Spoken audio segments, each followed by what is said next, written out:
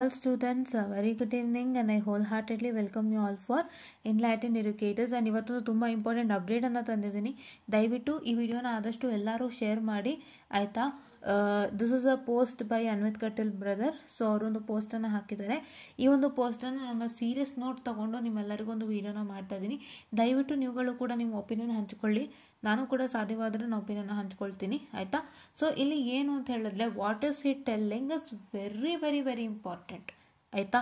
So ಇಲ್ಲಿ ನೋಡಿ ಇದನ್ನೇ ಇಲ್ಲೂ ಹಾಕಿರೋದು. ಸೊ ನಾನು ಹೇಳ್ತೀನಿ ಏನು ಅಂತ. ಯರ್ ಒಪಿನಿಯನ್ ಮ್ಯಾಟರ್ಸ್ ಆಯಿತಾ. Based on my experience I have a suggestion to make the revaluation process more transparent and student friendly. Currently, after semester exam results are announced, students who fail or are unsatisfied with the marks apply for evaluation RV and the photocopy PC simultaneously. However, many students apply for RV without seeing their answer scripts, leading to uncertainty. My proposal is to allow students to apply for the photocopy first immediately after the result. Once they receive it, they can review their answer and decide if evaluation is needed. Third one, set a strict timeline. Students get a photocopy with a few days and 2 days to apply for evaluation. This will ensure more transparency. I'm sorry for the distraction. Reduce unnecessary revaluation applications and help students make informed decision. What do you think? Share your opinions. If most students support this, we'll push for its implementation at the university level. So ಇದಿಷ್ಟನ್ನು ಓದಿದ್ದೆ. ಭಾಳಷ್ಟು ಜನ ಗೊತ್ತಾಗಿರ್ಬೇಕು, ಭಾಳಷ್ಟು ಜನ ಗೊತ್ತಾಗ್ದೇನೆ ಇರ್ಬೋದು. ಏನಿದು ಅಂತ ತುಂಬ ಜನ ಕುತೂಹಲ. ಏನು ಗೊತ್ತಾ, ಈಗ ಫಸ್ಟ್ ಇಯರ್ ಯಾರ್ಯಾರು ಜಾಯಿನ್ ಆಗಿದ್ದೀರಾ ಸೊ ಅವ್ರಿಗೆ ಇಷ್ಟೊಂದು ಐಡಿಯಾ ಇರೋದಿಲ್ಲ. ಯಾರ್ಯಾರು ಇವಾಗ ಸೆಕೆಂಡ್ ಇಯರ್ಗೆ ಹೋಗ್ತಾ ಇದ್ದೀರಾ ಅವ್ರಿಗೂ ಐಡಿಯಾ ಇರುತ್ತೆ. ಸೆಕೆಂಡ್ ಇಯರ್ ಯಾರಿದ್ದೀರೋ ಅವ್ರಿಗೆ ಐಡಿಯಾ ಇರುತ್ತೆ. ಥರ್ಡ್ ಇಯರ್ನವ್ರಿಗಂತೂ ಇನ್ನೂ ಚೆನ್ನಾಗಿ ಐಡಿಯಾ ಇರುತ್ತೆ. ಫೋರ್ತ್ ಇಯರ್ ಅವ್ರದ್ದು ಇನ್ನೇನು ಮುಗೀತು, ಅವ್ರದ್ದೇನು ಅಷ್ಟು ಇದು ಬರಲ್ಲ. ಬಟ್ ಅವ್ರಿಗೂ ಐಡಿಯಾ ಇರುತ್ತೆ ಇದ್ರದ್ದೇನು ಪ್ರಾಬ್ಲಮ್ ಮ್ಯಾಟರು ಅಂತ. ಸೊ ಏನು ಅಂತ ಹೇಳಿದ್ರೆ, ಒಂದು ರಿವ್ಯಾಲ್ಯೂಯೇಷನ್ ಅಂತ ನಾವು ಅಪ್ಲೈ ಮಾಡ್ತೀವಿ. ಯಾಕೆ ಅಪ್ಲೈ ಮಾಡ್ತೀವಿ? ಈಗ ನಾವೊಂದು ಎಕ್ಸಾಮ್ ಬರ್ದಿರ್ತೀವಿ, ಸೆಮ್ ಎಕ್ಸಾಮ್. ನಮಗೆ ರಿಸಲ್ಟ್ ಬರುತ್ತೆ. ನಮಗೆ ಬರೋ ರಿಸಲ್ಟಲ್ಲಿ ಏನಾಗುತ್ತೆ ಅಂತ ಹೇಳಿದ್ರೆ, ಇದನ್ನು ನಾನು ಡಿಸ್ಕಸ್ ಮಾಡ್ತೀನಿ ತಡೀರಿ. ಇದು ಹಾಗೆ ಇಲ್ಲಿ let me just discuss this.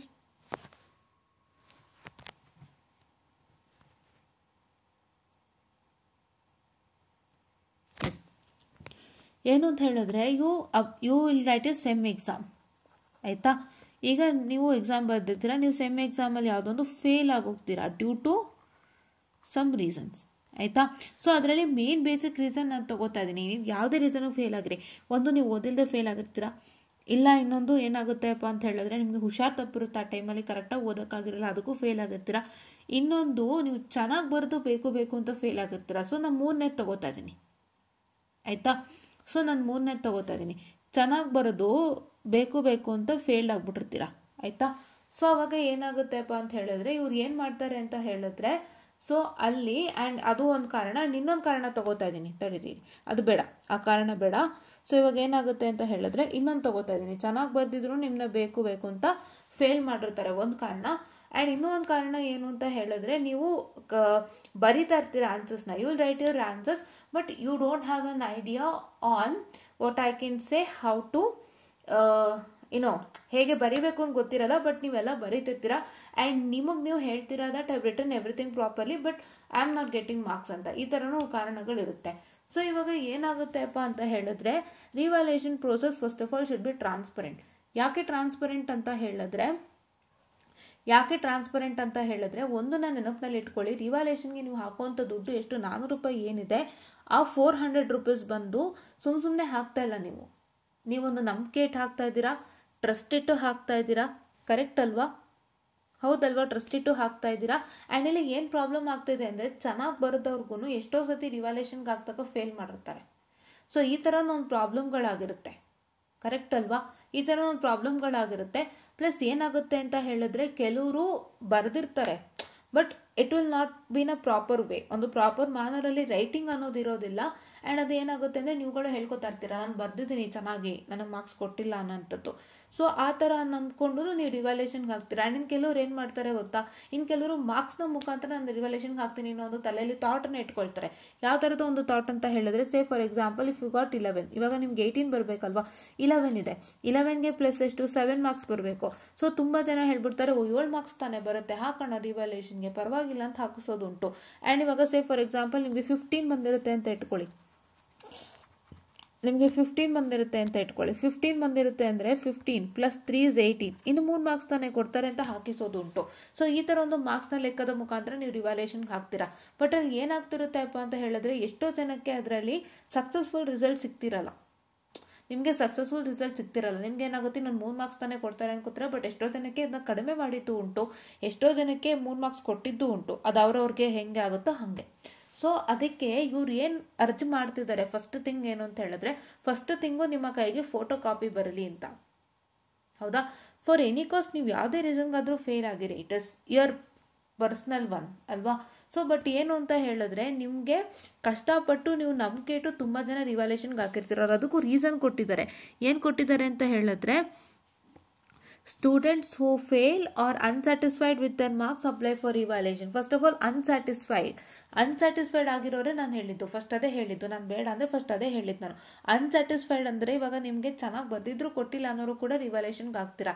So ಇವಾಗ ಏನಾಗುತ್ತೆ ಅಂತ ಹೇಳಿದ್ರೆ, ನಿಮ್ಮ ಕೈಗೆ ಫಸ್ಟು ಫೋಟೋ ಕಾಪಿ ಬರಬೇಕು. ನಾನು ಅದನ್ನೇ ಹೇಳೋದು. ಏನಕ್ಕೆ ಅಂದರೆ, ಇವಾಗ ನೀವು ಬರ್ದಿರ್ತೀರಾ, ಬಟ್ ಅದು ನೀವು ಕರೆಕ್ಟೋ ತಪ್ಪೋ ಅನ್ನೋ ನಿಮಗೆ ಗೊತ್ತಾಗಬೇಕಲ್ವಾ. ಕರೆಕ್ಟ್ ಅಲ್ವಾ? ಇವಾಗ ನೀವು ಹೇಳ್ತಿರೋದು, ನೀವು ಹೇಳ್ತಾನೆ ಇರ್ತೀರಾ, ಮ್ಯಾಮ್ ನಾನು 70ಗೆ ಬರ್ದಿದ್ದೆ, ಮ್ಯಾಮ್ ನಾನು 80ಗೆ ಬರ್ದಿದ್ದೆ, ನಾನು ರಿವ್ಯಾಲ್ಯೂಯೇಷನ್ಗೆ ಏನಂತ ಹೇಳ್ತಾರೆ, ಮ್ಯಾಮ್ ನಾನು ರಿವ್ಯಾಲ್ಯೂಯೇಷನ್ಗೆ ಹಾಕ್ಬೋದಾ? ಹಾಕ್ತೀನಿ ಮ್ಯಾಮ್, ಖಂಡಿತ ಆಗುತ್ತೆ ಅಂತ ಹೇಳಿ ನೀವು ಅಪ್ಲೈ ಮಾಡ್ತೀರಾ. ಬಟ್ ಎಷ್ಟೋ ಜನಕ್ಕೆ ನೀವು ಅಂದ್ಕೊಂಡಿರ್ತೀರ ಬರ್ದಿದ್ದೀನಿ ಅಂತ, ಬಟ್ ಅಲ್ಲಿ ಏನೋ ಸಣ್ಣ ಪುಟ್ಟ ತಪ್ಪುಗಳಿರುತ್ತೆ, ನಿಮಗೆ ಗೊತ್ತಾಗಿರಲ್ಲ. ಅದು ಮ್ಯಾಟರ್ ಆಗುತ್ತೆ. ಸೊ ಹಾಗಾಗಿ ಅಂಥ ಟೈಮಲ್ಲಿ ಏನಾಗುತ್ತೆಪ್ಪ ಅಂತ ಹೇಳಿದ್ರೆ, ನೀವು ಫಸ್ಟು ಒಂದು ರಿವ್ಯಾಲ್ಯೂಯೇಷನ್ಗೆ ಅಪ್ಲೈ ಮಾಡೋಕ್ಕೆ ಮುಂಚೆ ನಿಮ್ಮ ಕೈಗೆ ಫೋಟೋ ಕಾಪಿ ಬರಬೇಕು. ಫೋಟೋ ಕಾಪಿ ಬಂದಾಗ ಏನಾಗುತ್ತೆ, ನೀವು ನೋಡ್ತಿರಲ್ಲ ಫೋಟೋ ಕಾಪಿ ಬಂದಾಗ ಏನು ಅಂತ ನೀವು ನೋಡ್ತೀರಾ. ಸೊ ಅದನ್ನು ನೀವು ನಿಮ್ಮ ಟೀಚರ್ಸ್ಗೆ ತೋರಿಸಿದಾಗ ನಿಮಗೆ ಒಂದು ಗೈಡ್ ಮಾಡ್ತಾರೆ, ನಿಮ್ಗೊಂದು ವಿಮರ್ಶೆ ಮಾಡ್ತಾರೆ. ನೀವು ಬರ್ದಿರೋ ಪೇಪರಲ್ಲಿ ಹಿಂಗಿದೆ, ನೀವು ಈ ಥರ ಬರ್ದಿದ್ದೀರಾ, ಸೊ ಇಲ್ಲಿ ಮಿಸ್ಟೇಕ್ ಆಗಿದೆ. ಸೊ ಅವರು ಹೇಗೆ ಮಾರ್ಕ್ಸನ್ನು ವ್ಯಾಲಿಡೇಷನ್ ಮಾಡಿದ್ದಾರೆ ನಿಮಗೆ, ಆ್ಯಂಡ್ ನಿಮ್ಗಿನ್ನೂ ಎಷ್ಟು ಬರಬೇಕು, ಅಥವಾ ನಿಮ್ಗಿನ್ನೂ ಬರಬೇಕು, ಅಥವಾ ನಿಮ್ಗೇನಾದ್ರು ಬರೋದೇನಾದ್ರು ಇದೆಯಾ ಅಂದರೆ, ಸೇ ಫಾರ್ ಎಕ್ಸಾಂಪಲ್ ಇವಾಗ ಎಷ್ಟು ಮಾರ್ಕ್ಸ್ ಬರಬೇಕು ಅಂತ ಹೇಳ್ತಾರೆ ಚೆನ್ನಾಗಿ ಬರ್ದಿದ್ರೆ, ಇಲ್ಲ ಚೆನ್ನಾಗಿ ಬರ್ದಿಲ್ಲ ಅಂದರೆ ಇಲ್ಲಿ ಮಿಸ್ಟೇಕ್ ಆಗಿದೆಪ್ಪ, ಇಲ್ಲಿ ಎಷ್ಟು ಮಾರ್ಕ್ಸ್ ಕೊಟ್ಟಿರೋದು ಕರೆಕ್ಟ್ ಆಗಿದೆ ಅಂತ ಹೇಳ್ತಾರೆ. ಸೊ ಈ ಥರ ವಿಮರ್ಶೆ ಮಾಡಿದಾಗ ನಿಮ್ಮ ಪೇಪರ್ನ, ಒಬ್ಬ ಟೀಚರು ನಿಮ್ಮ ಪೇಪರ್ನ ವಿಮರ್ಶೆ ಮಾಡಿದಾಗ, ಪ್ರೊಫೆಸರ್ ನಿಮ್ಮ ಪೇಪರ್ನ ವಿಮರ್ಶೆ ಮಾಡಿದಾಗ, ನೀವು ಆ ವಿಮರ್ಶೆಗೆ ತಕ್ಕಂತೆ ನೀವು ಧೈರ್ಯವಾಗಿ ರಿವ್ಯಾಲ್ಯೂಯೇಷನ್ಗೆ ಹಾಕ್ಬೋದು. ಕರೆಕ್ಟ್ ಅಲ್ವಾ? ಅವಾಗ ನಿಮ್ಮ ಸ್ಟೇಟಸ್ ನಿಮಗೆ ಗೊತ್ತಾಗುತ್ತೆ. That is what is one important thing that you all have to note down. ಅದನ್ನು ಅವರು ಹೇಳ್ತಾ ಇದ್ದಾರೆ. ಫಸ್ಟ್ ಪಾಯಿಂಟ್ ಅದನ್ನೇ ಅವ್ರು ಹೇಳ್ತಾ ಇರೋದು. ಯಾಕೆಂದರೆ ನೀವು ಸುಮ್ಮನೆ ದುಡ್ಡು ಕೊಡ್ತಾ ಇಲ್ಲ. ನೀವು ಒಂದು 400 ರೂಪಾಯಿ ಅಂದರೆ ಎಷ್ಟು ಬೆಲೆ ಇದೆ ಇವತ್ತು ಅಂತ ತುಂಬ ಜನಕ್ಕೆ ಗೊತ್ತಿರುತ್ತೆ. ಕರೆಕ್ಟ್ ಅಲ್ವಾ?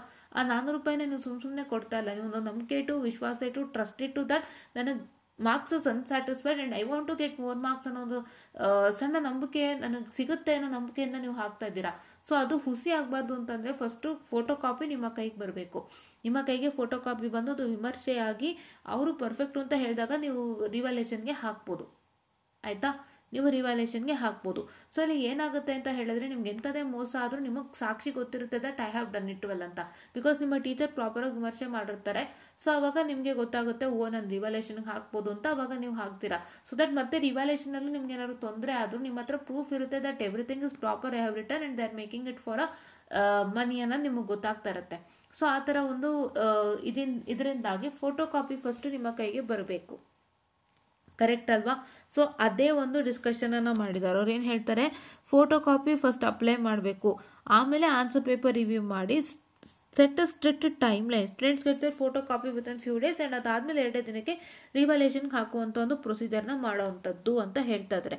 ಸೊ ಇದಕ್ಕೆ ನೀವು ಎಷ್ಟು ಜನ ಸಪೋರ್ಟ್ ಮಾಡ್ತೀರೋ ಅಷ್ಟು ಜನ ದಯವಿಟ್ಟು ಸಪೋರ್ಟ್ ಮಾಡಿ. ಎಲ್ಲರೂ ಸಪೋರ್ಟ್ ಮಾಡಿ. ಯಾರೆಲ್ಲ ರಿವ್ಯಾಲ್ಯೂಯೇಷನ್ ಹೊಂದಿದ್ದೀರಾ ದಯವಿಟ್ಟು ಸಪೋರ್ಟ್ ಮಾಡಿ. ನೀವು ಸಪೋರ್ಟ್ ಮಾಡಿದಷ್ಟು ಅದನ್ನ ಯೂನಿವರ್ಸಿಟಿ ಲೆವೆಲಲ್ಲಿ ಇಂಪ್ಲಿಮೆಂಟ್ ಮಾಡುವಂಥದ್ದು ಸಣ್ಣ ಪ್ರಯತ್ನವನ್ನು ಅಣ್ಣ ಮಾಡ್ತಾರೆ. ಆಯಿತಾ? ಸೊ ಏನಕ್ಕೆ ಅಂತ ಹೇಳಿದ್ರೆ, ನೀವು ಏನು ಪ್ರಯೋಜನ ಆಯಿತು? ಇವಾಗ ಎಷ್ಟೋ ಜನ ಪೇರೆಂಟ್ಸು ಹೇಳ್ತಾರೆ, ನೀವು ರಿವ್ಯಾಲ್ಯೂಯೇಷನ್ಗೆ ಅಷ್ಟೇ ಅಲ್ಲ ಫೋಟೋ ಕಾಪಿ ಹಾಕು, ನಾನು ಟೀಚರಿಗೆ ತೋರಿಸ್ತೀನಿ ಅಂತ. ನೀವು ಅಲ್ಲಿ ರಿವ್ಯಾಲ್ಯೂಯೇಷನ್ಗೆ ಅಪ್ಲೈ ಮಾಡಿರ್ತೀರಾ, ಅಲ್ಲಿ ಅದ್ರ ಪಾಡಿಗೆ ಅದು ರಿವ್ಯಾಲ್ಯೂಯೇಷನ್ ಆಗ್ತಾ ಇರುತ್ತೆ. ನೀವು ಫೋಟೋ ಕಾಪಿ ತೊಗೊಬಂದು ಇಲ್ಲಿ ಟೀಚರಿಗೆ ತೋರಿಸಿದ್ರು ಏನು ಪ್ರಯೋಜನ ಆಯಿತು ಅಲ್ವಾ? ಅವ್ರು ನಿಮಗೆ ವಿಮರ್ಶೆ ಮಾಡಿರ್ತಾರೆ. ಇಫ್ ಇನ್ ಕೇಸ್ ಅವ್ರು ವಿಮರ್ಶೆ ಮಾಡುವಾಗ ಸೇ ಫಾರ್ ಎಕ್ಸಾಂಪಲ್ ನೀವು ರಿವ್ಯಾಲ್ಯೂಯೇಷನ್ಗೆ ಹೋಗ್ತೀರಾ, ಫೋಟೋ ಕಾಪಿನೂ ತರಿಸ್ತೀರಾ, ಅಲ್ಲಿ ಅದ್ರ ಪಾಡಿಗೆ ಅದು ರಿವ್ಯಾಲ್ಯೂಯೇಷನ್ ಆಗ್ತಿದೆ ಆ್ಯಂಡ್ ನೀವು ಫೋಟೋ ಕಾಪಿನ ನಿಮ್ಮ ಟೀಚರ್ಗೆ ಕೊಟ್ಟು ವಿಮರ್ಶೆ ಮಾಡಿಸಿದಾಗ ಫಸ್ಟ್ ನೋಡಿ ಏನು ಹೇಳ್ತಾರೆ ಅಂದರೆ, ಇದರಲ್ಲಿ ತಪ್ಪಿದೆ ಅಪ್ಪ, ಇವ್ರು ಕೊಟ್ಟಿರೋ ಮಾರ್ಕ್ಸ್ ಕರೆಕ್ಟು ಅಂತಾರೆ. ಆವಾಗ ನಿಮ್ಮ 400 ರೂಪಾಯಿ ಸುಮ್ಮನೆ ಇದಾಯ್ತಲ್ವಾ? ಕರೆಕ್ಟ್ ಅಲ್ವಾ? ಅದು ಮ್ಯಾಟರ್ ಇಲ್ಲಿ. ಏನು ಗೊತ್ತಾ, ನೀವು ಯಾವುದೇ ಒಂದು ಕಾರಣಕ್ಕೆ ಫೇಲ್ಡ್ ಆದರೂ ಆಗಿರಿ, ಅದು ಲೆಕ್ಸೆ ಕೆಲವೊಂದ್ಸತಿ ಏನು ಮಾಡ್ತಾರೆ ಅಂದರೆ ದುಡ್ಡುಗೋಸ್ಕರನೇ ಫೇಲ್ ಮಾಡೋದುಂಟು. ಅಂದರೆ ತುಂಬ ಚೆನ್ನಾಗಿ ಬರ್ದಿದ್ರು ಕೂಡ ಕೊಡದಂತೆ ಆಮೇಲೆ ಕೊಡುವಂಥ ಒಂದು ಪ್ರಕ್ರಿಯೆನ ಮಾಡುವಂಥದ್ದು ತುಂಬ ಸಲ ಆಗಿದೆ, ನಾನೇ ಕಣ್ಣಾರೆ ನೋಡಿದ್ದೀನಿ. ಸೊ ಹಾಗಾಗಿ ಈ ಥರ ಒಂದು ಪ್ರಾಬ್ಲಮ್ಗಳು ಕೂಡ ಆಗ್ಬೋದು. ಬಟ್ ಇಲ್ಲಿ ಏನು ಮ್ಯಾಟರ್ ಆಗುತ್ತೆ ಅಪ್ಪ ಅಂತ ಹೇಳಿದ್ರೆ, ಫಸ್ಟು ಯಾರೇ ಒಬ್ಬರು ರಿವ್ಯಾಲ್ಯೂಯೇಷನ್ಗೆ ಹಾಕಬೇಕಾದ್ರೂ ಫಸ್ಟ್ ನಿಮ್ಮ ಪೇಪರ್ ವಿಮರ್ಶೆ ಆಗಲೇಬೇಕು. ನಿಮ್ಮ ಪೇಪರ್ ವಿಮರ್ಶೆ ಆಗದಂತೆ ರಿವ್ಯಾಲ್ಯೂಯೇಷನ್ಗೆ ಹಾಕ್ಲಿಕ್ಕೆ ಸಾಧ್ಯನೇ ಇಲ್ಲ. ಬಿಕಾಸ್ ಎಷ್ಟೋ ಜನ ಹೆಂಗಾಗುತ್ತೆ ಅಂತಂದರೆ, ಎಷ್ಟೋ ಜನಕ್ಕೆ ಇನ್ನೂ ನಾನು ಬರಿತಿರೋದು ಸರಿನಾ ತಪ್ಪು ಅಂತ ಗೊತ್ತೇ ಇರಲ್ಲ. ಎಷ್ಟೋ ಜನಕ್ಕೆ ಇನ್ನೂ ನಾನು ಬರಿತಿರೋದು ಸರಿನೋ ತಪ್ಪು ಅನ್ನೋದು ಗೊತ್ತೇ ಇರೋದಿಲ್ಲ. ಹೌದಲ್ವಾ? ಅವ್ರು ಹೇಳ್ತಾರೆ, ನಾನು ಬರ್ದಿದ್ದೀನಿ ಮ್ಯಾಮ್, ನಾನು ಬರ್ದಿದ್ದೀನಿ, ನಾನು ಇಷ್ಟು ಪೇಜ್ ಬರೆದೆ, ಅಷ್ಟು ಪೇಜ್ ಬರೆದೆ ಅಂತ ನೀವು ಹೇಳ್ತೀರಾ. ಬಟ್ ನೀವು ಎಷ್ಟು ಕರೆಕ್ಟಾಗಿ ಬರ್ದಿದ್ದೀರಾ ಅನ್ನೋಂಥದ್ದು ಸುಮಾರು ಜನಕ್ಕೆ ಅವ್ರಿಗೆ ಅರಿವೇ ಇರೋದಿಲ್ಲ. ಆ್ಯಂಡ್ ಸುಮಾರು ಜನ ಮಾರ್ಕ್ಸ್ನ ಹಿಂದೆ ಹೋಗ್ಬಿಟ್ಟಿರ್ತಾರೆ. ನಂಗೆ ಇಷ್ಟು ಮಾರ್ಕ್ಸ್ ಬಂದಿದೆ, ಇನ್ನು ಎಷ್ಟು ಬರಬೇಕು, ಆ ಥರ ಲೆಕ್ಕಾಚಾರ ಹಾಕ್ಕೊಂಡು ಹೋಗಿರ್ತಾರೆ. ಅಂಥವರೆಲ್ಲ ಸುಮ್ಮನೆ ರಿವ್ಯಾಲ್ಯೂಯೇಷನ್ಗೆ ಹಾಕ್ಬಿಟ್ಟು ಅವ್ರು ಮತ್ತೆ ಫೇಲ್ಡ್ ಆದರೆ ಎಷ್ಟು ಪ್ರಾಬ್ಲಮ್ ಆಗುತ್ತಲ್ವಾ. ಸೊ ಅಂಥ ಸ್ಟೂಡೆಂಟ್ಸ್ಗೆ ಸ್ಪೆಷಲಿ ನಿಮಗೆ ಫೋಟೋ ಕಾಪಿನ ಅವಶ್ಯಕತೆ ಇದೆ. ಫೋಟೋ ಕಾಪಿನವರು ತಗೊಂಡು ನೋಡಿ ಅದನ್ನು ವಿಮರ್ಶೆ ಮಾಡಿ ಆಮೇಲೆ ಅದು ಕರೆಕ್ಟು ಅಂದಾಗ ನೀವು ರಿವ್ಯಾಲ್ಯೂಯೇಷನ್ಗೆ ಹಾಕಬೇಕಾಗುತ್ತೆ. ಆವಾಗ ನಿಮ್ಮ ದುಡ್ಡು ಉಳಿಯುತ್ತೆ, ಪ್ಲಸ್ ನಿಮ್ಮ ಬರ್ದಿರೋಂಥ ಸ್ಟೇಟಸ್ ಏನೋ ನಾನಿನ್ನು ಏನು ತಿದ್ಕೋಬೋದು ಅನ್ನೋಂಥದ್ದು ಗೊತ್ತಾಗುತ್ತೆ. ಸೊ ಇದೆಲ್ಲ ತುಂಬ ಇಂಪಾರ್ಟೆಂಟ್ ಆಗುತ್ತೆ ನಿಮಗೆ. ಇಲ್ಲಾಂದರೆ ಸುಮ್ಮನೆ ನಿಮ್ಮ ಹಣ ವ್ಯರ್ಥ ಆಗುತ್ತೆ ಇದು ಅಲ್ವಾ. This one good plan. ನಾನು ಇದನ್ನು ಯಾವಾಗಲೂ ಯೋಚನೆ ಮಾಡ್ತಿದ್ದೆ, ಯಾಕೆಂದರೆ ಸುಮ್ಮನೆ ಏನಕ್ಕೆ ಹಾಕ್ಬೇಕು ನಾವು ಅಲ್ವಾ. ನಾವು ಕರೆಕ್ಟ್ ಬರ್ದಿದ್ದೀವೋ ಇಲ್ವೋ ಅನ್ನೋದು ನಮಗೆ ಗೊತ್ತಾದಾಗ ನಾವು ಹಾಕ್ಬೋದು ತಾನೆ. ನಾವ್ಯಾಕೆ ಮಾರ್ಕ್ಸ್ನ ಹಿಂದೆ ಹೋಗಬೇಕು, ನಾವ್ಯಾಕೆ ನಮ್ಮನ್ನು ನಾವೇ ಅಸಂಪ್ಷನ್ ಮಾಡ್ಕೋಬೇಕು that we have written properly ಅಲ್ವಾ. ಕೆಲವು ಟೀಚರ್ಸು ಬೇಕು ಅಂತಲೇ ಇದು ಸರಿ ಇದ್ರೂ ಎಲ್ಲೊಂದು ಕಡೆ ಹಿಡಿದು ಕೊಟ್ಟಿರ್ತಾರೆ, ಅದು ಅವ್ರದ್ದು ಬಿಟ್ಟಾಕಿ. ಬಟ್ ಏನು ಅಂತ ಹೇಳಿದ್ರೆ, ನಾವು ಬರ್ದಿದ್ದೀವೋ ಬರ್ದಿಲ್ವೋ ಅನ್ನೋದು ನಮ್ಗೆ ಗೊತ್ತಾಗಬೇಕು ಅಂದರೆ ನಾವೊಂದ್ಸಲಿ ಚೆಕ್ ಮಾಡಿಸ್ಲೇಬೇಕಲ್ವ. ಸೊ ಹಾಗಾಗಿ ದಯವಿಟ್ಟು ಈ ಒಂದು ಏನು ಓದಿದೆ ಎಷ್ಟೊತ್ತು ಅದಕ್ಕೆ ನೀವು ಸಂಬಂಧಪಟ್ಟಂತೆ ದಯವಿಟ್ಟು ಅನ್ವಿತ್ ಕಟೀಲ್ ಅಣ್ಣ ಅವರ ಪೋಸ್ಟಿಗೆ ಹೋಗಿ ದಯವಿಟ್ಟು ನಿಮ್ಮ ಸಪೋರ್ಟನ್ನು ಕೊಡಿ. ಜಸ್ಟ್ ಒಂದು ಸಣ್ಣ ಒಂದು ಮೆಸೇಜ್ ಮಾಡಿ ಸಾಕು, we all are supporting for this ಅನ್ನೋ ಥರ ನೀವೊಂದು ಮೆಸೇಜನ್ನು ಮಾಡಿ ಸಾಕು. ಖಂಡಿತವಾಗಿ ಇದನ್ನ ಯೂನಿವರ್ಸಿಟಿ ಲೆವೆಲಲ್ಲಿ ಇಂಪ್ಲಿಮೆಂಟ್ ಮಾಡೇ ಮಾಡ್ತಾರೆ. ತುಂಬ ಒಳ್ಳೆಯದಾಗುತ್ತೆ. ದಯವಿಟ್ಟು ಇದನ್ನು ಆದಷ್ಟು ಜನಕ್ಕೆ ಶೇರ್ ಮಾಡಿ. ಬಿಕಾಸ್ ನಾನು ಏನಕ್ಕೆ ಕೇಳ್ಕೊತಾ ಇದ್ದೀನಿ ಅಂತ ಹೇಳಿದ್ರೆ, ಈ ಥರ ಒಂದು ಪ್ರಾಬ್ಲಮಿಂದ ಆಗುವಂಥ ಪರಿಣಾಮಗಳು ನನಗೆ ಗೊತ್ತಾಗ್ತಾ ಇದೆ. ಯಾಕೆಂತಂದರೆ ಇಸ್ಕೋತಾರೆ 400 ರೂಪಾಯಿ, ಏನು ಮಾಡ್ತಾರೆ, ರಿವ್ಯಾಲ್ಯೂಯೇಷನ್ಗೆ ಹಾಕಿಸ್ಬಿಟ್ಟು ಏನು ಮಾಡ್ತಾರೆ ಅಂತ ಹೇಳಿದ್ರೆ ಮತ್ತೆ ಎಷ್ಟೋ ಜನ ಫೇಲ್ ಮಾಡ್ತಾರೆ ನೆಕ್ಸ್ಟ್ ಎಕ್ಸಾಮ್ಗೆ ಹೋಗಲಿ ಅಂತ ಅಂದ್ಬಿಟ್ಟು. ಅವಾಗ ಏನಾಗುತ್ತೆ, ಪಾಪ ಸ್ಟೂಡೆಂಟ್ಸು ನಂಬಿಕೆ ಇಟ್ಟು ಹಾಕಿರ್ತಾರೆ, ಅವ್ರಿಗೆ ನಾನು ಅಷ್ಟು ಚೆನ್ನಾಗಿ ಬರ್ತಿದ್ರು ಯಾಕೇನೋ ಕೊಟ್ಟಿಲ್ಲ ಅನ್ನೋದು ಕೊರಿತಾನೆ ಇರುತ್ತೆ.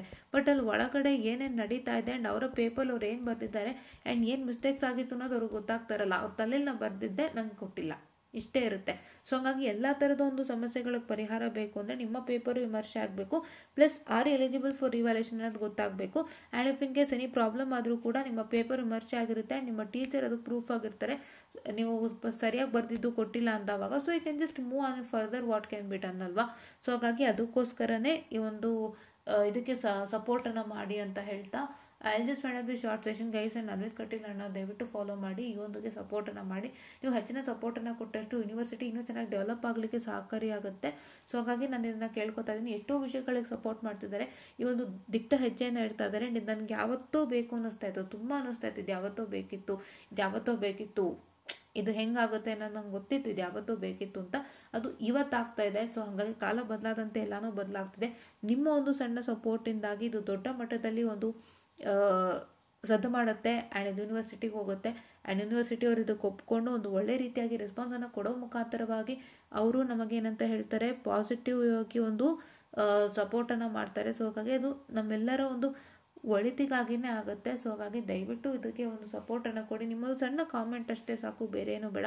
ನೀವು ಕಾಮೆಂಟ್ ಮಾಡ್ತು ಅಂದರೆ ಖಂಡಿತವಾಗಿ ಅವ್ರಿಗೆ ಗೊತ್ತಾಗುತ್ತೆ, ಎಷ್ಟು ಕಾಮೆಂಟ್ಸ್ ಹೋಗುತ್ತೆ ಅಷ್ಟು ಜನರ ಸಪೋರ್ಟನ್ನು ಇಟ್ಕೊಂಡು ಅವ್ರು ಮುನ್ನುಗ್ಗಲಿಕ್ಕೆ ಸಹಾಯ ಆಗುತ್ತೆ ಅಂತ ಹೇಳ್ತಾ I just find up the session all and thank you.